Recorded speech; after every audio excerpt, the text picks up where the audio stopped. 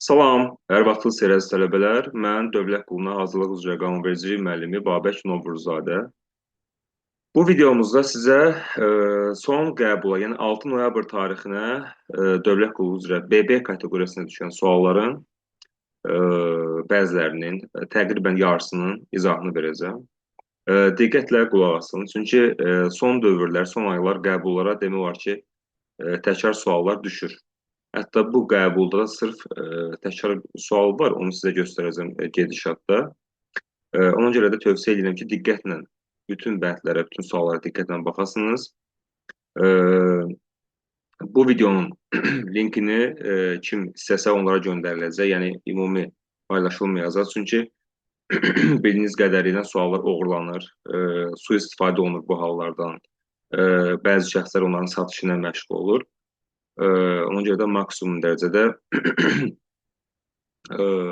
sualların məxfiliyini qoruyaq və bu videonu kim imtahana hazırlaşırsa onlara göndərin ki, maariflənsinlər və növbəti imtahanlar hər kəsə bu videonun xeyri olsun.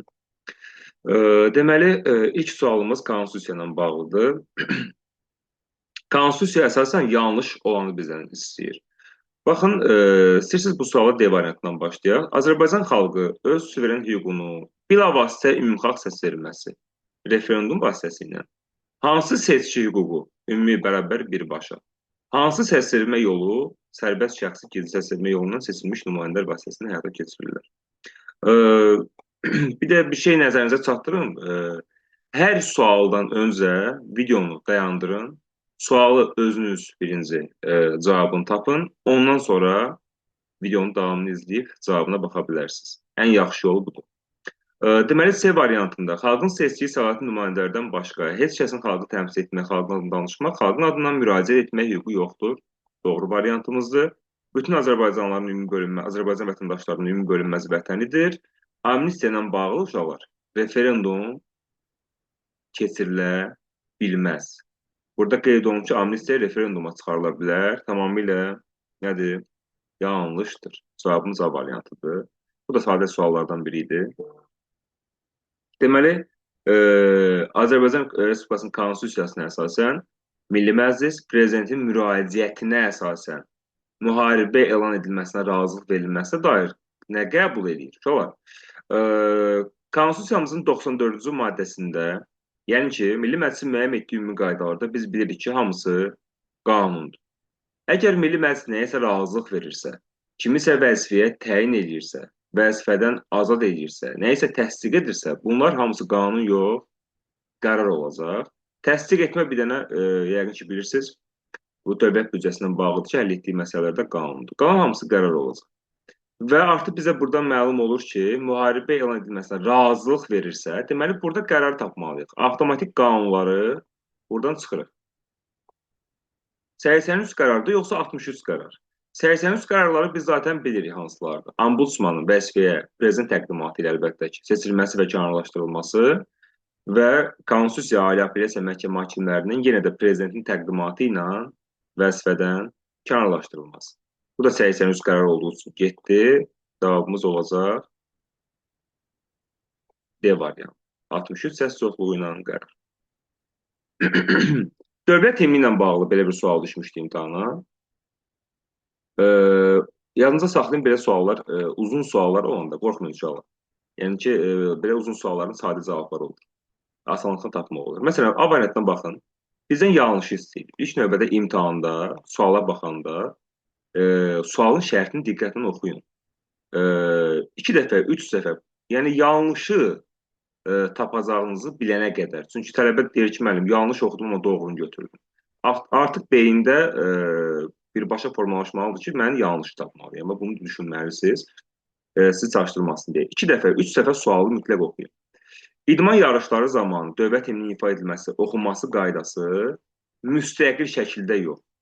Yəni, bu idman təşkilatı kimdir ki, yəni belə beyninizə düşünün, yəni məntiqi əlaqələndirin ki, necə yəni müstəqil dövlət himninin ifa edilməsinə bağlı bunu müstəqil necə müəyyən edə bilər? Bu avtomatik bizdə yanlışdır. Azərbaycan Respublikasına rəsmi görüşə gələn xarici ölkələrin dövlət hökumət başçılarının qarşılanması, yola salınması zamanı dövlət himnindən əvvəl yox, sonra bizim dövlət himnimiz ifa olunur. Ona görə də 2 nədir? Yanlışdır. Yəni bu testin cavabına görə bizim doğru cavabımız 1 və 2-dir. Yenə deyirəm, suallara baxmamışdan qabaq özünüz birinci sualın cavabını tapın. Ondan sonra izahına baxın. Keçin növbəti sualımıza. Deməli, biz burada ikinci və üçüncü kateqoriyalı dövlət orqanlarını tapmalıyıq. Gəlin ikinci və birinci, ikinci kateqoriyanı tapaq, sonra üçüncü kateqoriyalı dövlət orqanlarını tapaq.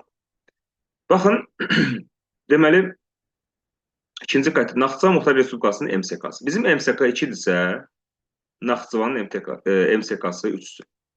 Düzdürmü? Yəni, bunun üçüncü kateqoriya kimi işarə edək. Xarici ölkələrdə ticarət nümayəndələrinin aparatları, bu da üçüncü kateqoriyalıdır. Bakı apellyasiya, bütün apellyasiya məhkəmələri demişdik, ikinci kateqoriyalıdır. Bakı şəhər prokurorluğu üçüncü kateqoriyalıdır. Korrupsiya komissiyanın katibliyi ikinci kateqoriyalıdır. Və Naxçıvan prokurorluğu, bizim prokurorluq 1, yəni baş prokurorluq. Naxçıvan prokurorluğu və Azərbaycanın hərbi prokurorluğu 2, baş şəhər prokurorluğu 3, digər rayon şəhər prokurorluqları isə 4-cü kateqoriyalı. Naxçıvan prokurorluğu olacaq 2-ci kateqoriyalı dövlət orqanı. 2-yə 3, 5, 6 və cavabımız B variantı. Məhkəmələr və hakimlər haqqında qanundan belə bir sualımız var. Qanuna əsasən məhkəmələrin bütün qərarlarına aiddir. Yəni ki, sən artıq beynində fikirləşməlisən ki, bu cümlə məhkəmənin bütün qərarlarına aid olan bir cümlə olmalıdır. Gəlin D variantından başlayaq. Azərbaycan Respublikası ərazisində bütün fiziki hüquqi şəxslər tərəfindən mütləq vaxtında dəqiq icra olunmalı olması. Uşaqlar, məhkəmənin bütün qərarları yox axı. Məhkəmənin qanuni qüvvəyə minmiş qərarları üzr istəyirəm. Məhkəmənin qanuni qüvvəyə minmiş qərarları fiziki hüquqi şəxslər tərəfindən mütləq vaxtında və dəqiq icra olunmalıdır. Bütün qərarlar yox. Ona görə D variantını biz buradan silirik. Qanunda nəzərdə tutulmuş hallarda açıq elan olunması, məhkəmənin bütün qərarları yox. Özdəki cümləni fikir versiniz, səhv yazıblar. Qanunda nəzərdə tutulmuş hallarda. Ümumiyyətlə, məhkəmənin bütün qərarları açıq elan olunur. Qanun nəzərdə tutulmuş halı yoxdur onun. Ona görə bu da yanlış cümlədir. İcra edilmədikdə, qanunverici nəzərdə tutulmuş məsuliyyətlə icra edilmədikdə demişdik ki, məhkəmənin qərarı qüvvəyə minəndən sonra icra olunmalıdır. Bütün qərarları yox. Məsələn, məhkəmə bugün qərar çıxardıb, bu qərar bir aydan sonra qüvvəyə minir. Yəni, bir aydan sonra artıq icra olunmalıdır. Bu bir ay ərzində icra olmaya da bilər. Ona görə də B variantı nədir? Yanlışdır. İmtahanda yadınıza saxlayın. Qanuni qüvvəyə minmiş məhkəmə qərarları yox. Bəzən imtahanda yazılır ki, məhkəmə qərarları qüvvəyə mindiyi gündən. Qüvvəyə mindiyi gündən yox, qəbul olunduğu gündən bir aydan gec olmayaraq məhkəmənin bütün qərarları anonimləşdirilmə elektron qaydada yayılmalıdır. Cavabımız A variantı. Milli məclisin buraxılması üçün əsaslardan biri deyildir. Gəlin görək nə deyir burada. Deməli, qanunverici təşəbbüsü qaydasında Naxçıvan Ali Məclisinin Milli Məclisə təqdim etdiyi qərar layihəsi 2 ay ərzində səsə qoymaq vəzifəsini aradan qaldırıla bilməyən səbəblər üzrədən icra etməməsi. Ola bilər.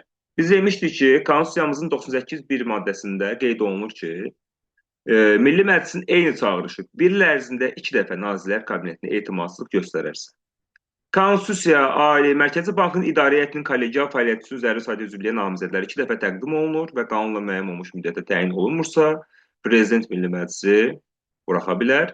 Həmçinin Konstitusiyamızın 94, yəni ümumi qaydalar, 95 həll etdiyi məsələlər, 96-cı maddənin 245-ci bəndləri və 97-ci maddə, yəni qanunların imzalamaq üçün prezidentə təqdim olunma müddəti. Bu müddəaları aradan qaldırıla bilməyən səbəblər üzrədən icra eləmirsə, Prezident Milli Məclisi buraxacaq. Fikir versəz, bu hissə, yəni A bəndində qeyd olunan hissə 96-cı maddə ilə bağlıdır. 245-ci bəndlər demişdik ki, həmin bəndlərdən biridir. A variantımız aid. B variantına baxmırıq, çünki doğrudur. C-yə baxırıq. Mərkəzi Bank İdarə Heyətinin deməli, kollegial fəaliyyət üçün zəruri sayda üzvlüyə namizədləri doğrudur. Qanunlar qəbul olunursa 14 gün müddətində, təzyiq olarsa 24 saat müddətində prezidentə təqdim olunmalıdır. Bir dəfə yox, demişdi ki, eyni çağırış bir il ərzində 2 dəfə olmalıdır. Yəni mən nəyə görə bayaqlar bu doğru dedim? Yəni testin cavabı üçün doğru variantımız B-dir. Çünki doğru deyil istəyir bizdən. Yəni aid olmayan istəyir. Dövlət qulluğuna xitam verilməsi üçün əsas ola bilməz. Dövlət orqanlarının rəhbərliyinin tərkibinin dəyişməsi, yəni ki, təsəvvür edin ki, hər hansı bir orqanda işləyirsiniz, bunu qanunu bilməyən belə tapa bilər. Orqanın rəhbəri dəyişsə, əlbəttə ki, sizin işinizə xitam verməli deyirlər. Bu qanunsuz olur. Loyallıq prinsipinə aid edilə bilməz. Belə bir sual düşüb etik davranış qaydalarından. Loyallıq bilirsiniz ki, artıq şablon bir maddədir. Yəni demək olar ki, 2-3 imtahandan bir düşür. Deməli, aid edilə bilməz. Digərləri doğru olduğu üçün mən birbaşa sizə yanlış variantı deyəcəm. Dövlət qulluqçusu bütün hallarda yox. Yəni bu testin cavabı A variantı.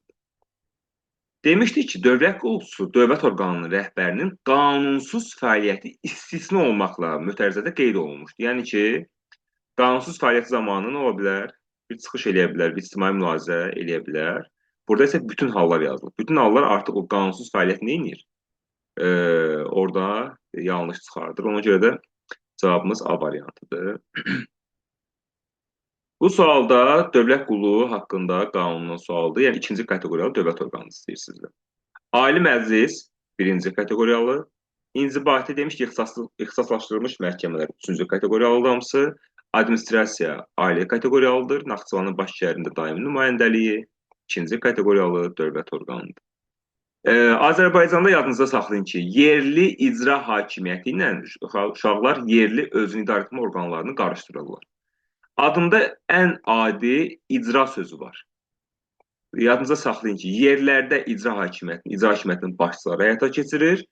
Bu sualla əlaqəli olmasa da, yerlərdə özünü idarə etməni isə bələdiyyələr həyata keçirir. Və yerli icra hakimiyyətinin səlahiyyətləri də, yəni yerli icra hakimiyyət orqanlarının başçılarını birbaşa prezident vəzifəyə təyin etdiyindən səlahiyyətlərini də elə prezident müəyyən edir.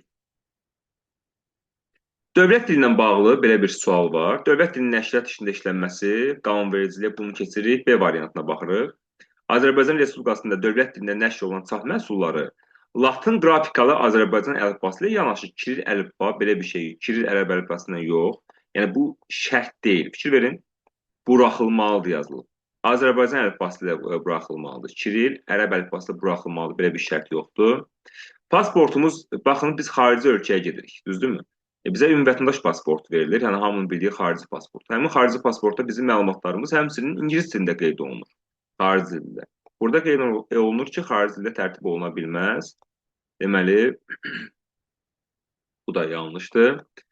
Çap məhsullarında ərəb və kirli əlifbalarından istifadə edilməsində məhdudiyyət müəyyənləşdirilməmişdir. Xeyr, məhdudiyyət var, çünki çap məhsulları Latın qrafikalı Azərbaycan əlifbasında buraxılmalıdır. Bu da yanlışdır. Doğru cavabımız A variantıdır. Qanunsuz siyasətlərin qanun nəzərdə tutulmuş hallarda bu, bilirsiniz də, 27-ci maddənin yaşama hüququ ilə bağlıdır. Yaşama hüququnun içərisində həm ölüm cəzası, həmçinin silah tətbiq olunması halları qeyd olunub. Silah işlədilməsinə yol verilmir, həmin hallara aid edilməmişdir.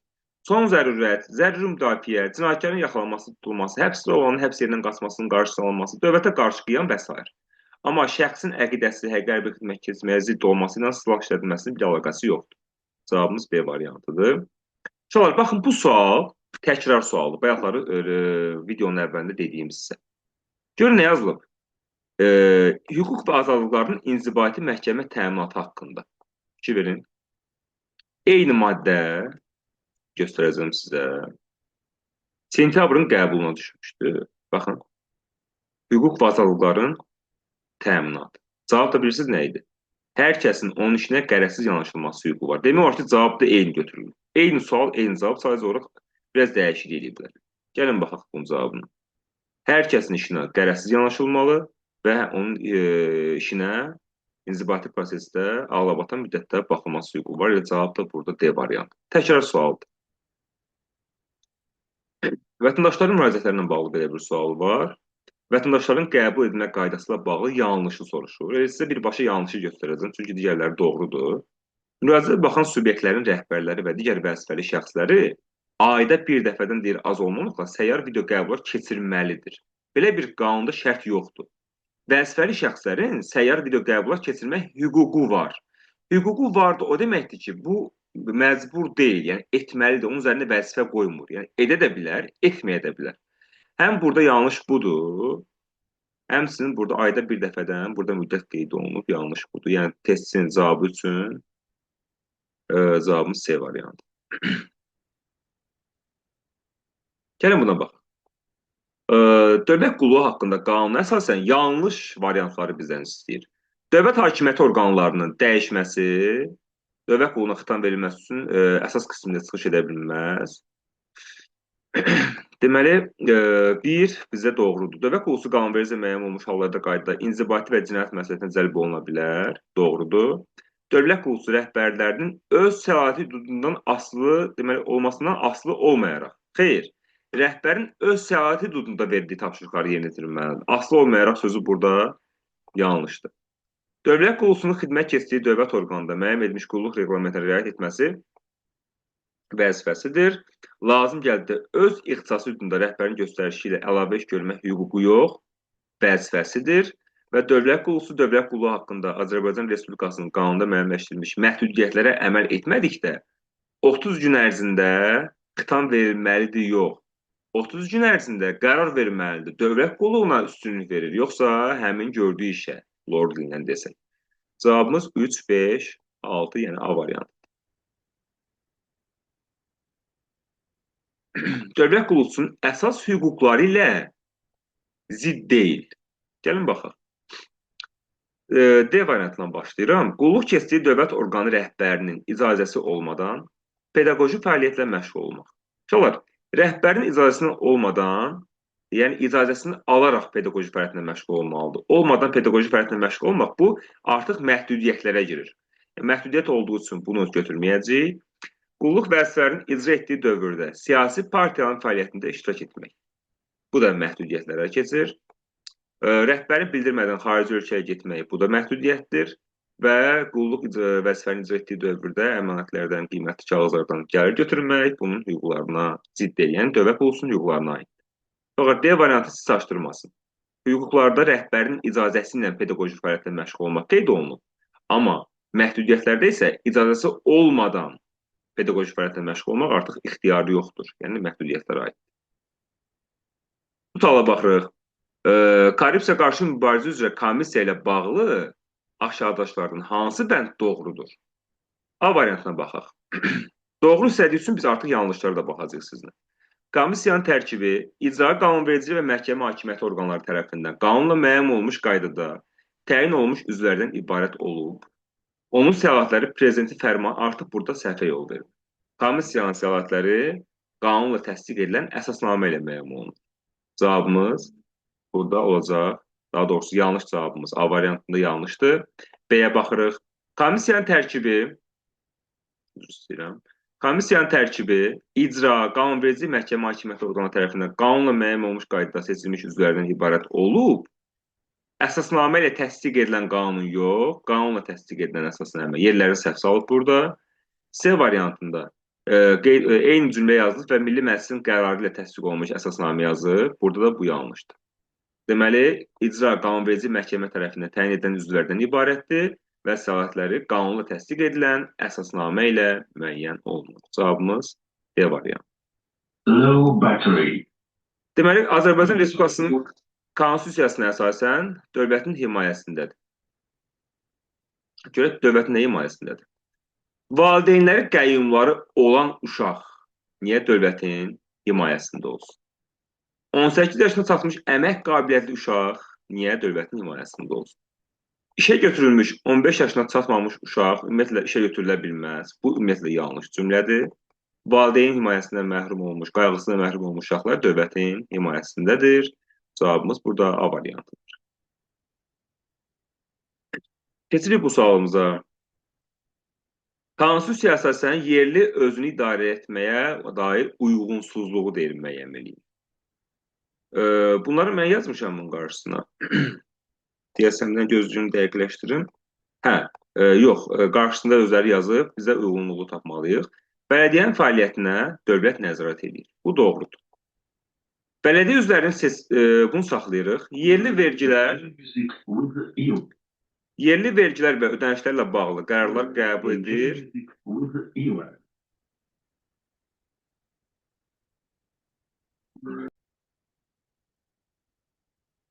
Deməli uşaqlar, bələdiyyə ilə bağlı uyğunsuzluğu tapmalıyıq. Bələdiyyənin fəaliyyətini dövlət nəzarət edir, doğrudur.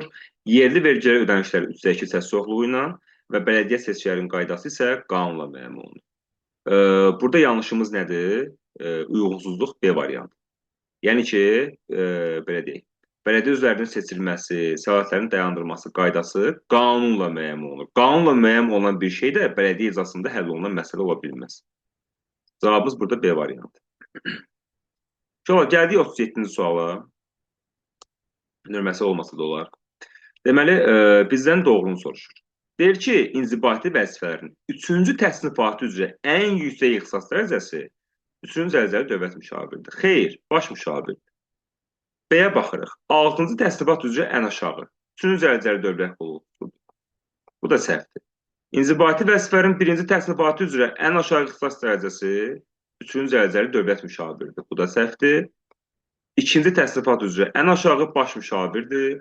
D variantımız ən doğru variant.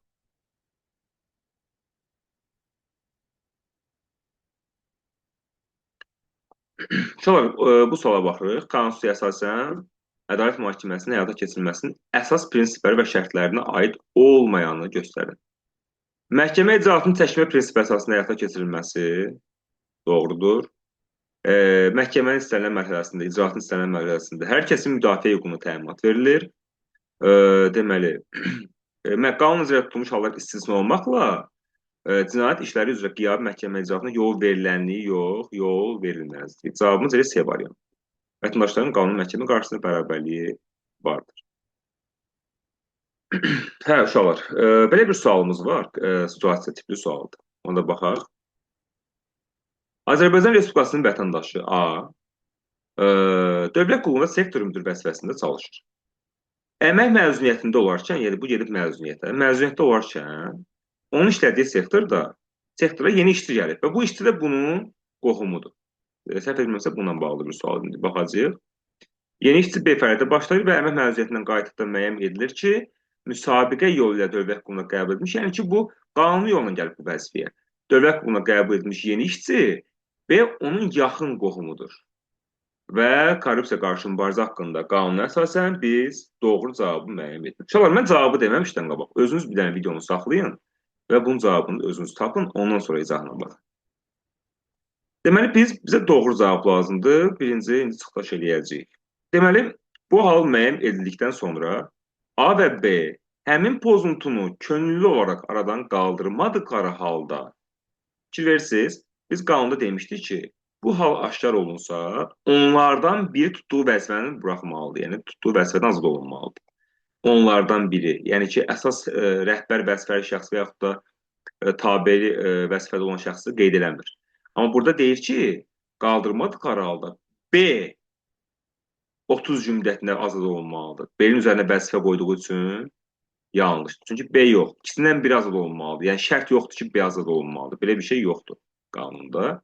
Bu hal A-nın məzuniyyətdə olduğu dövrdə baş verdiyindən B-nin tutduğu vəzifənin qalması qanuna uyğundur. Xeyr, heç bir adəti yoxdur, belə bir istisna da yox idi.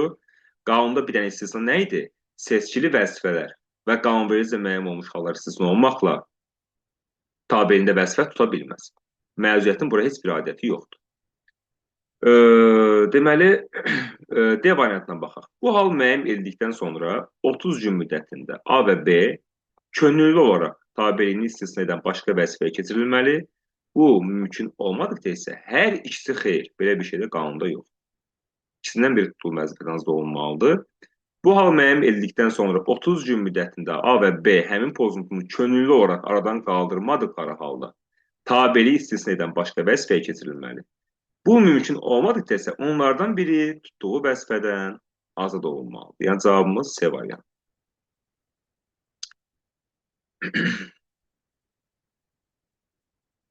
Uşaqlar, bura kimi izah eləyəcəm.